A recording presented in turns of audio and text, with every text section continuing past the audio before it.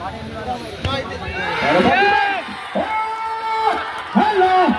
yes!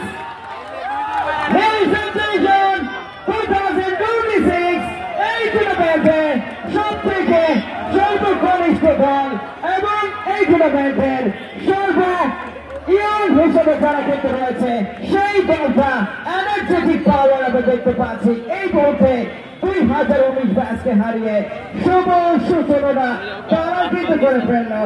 Congratulation, যেখানে অত্যন্ত চমৎকার একটি ইনিংস খেলেছেন এই সজল। অবশ্য ক্রেডিট তো দিতেই হবে সজলকে।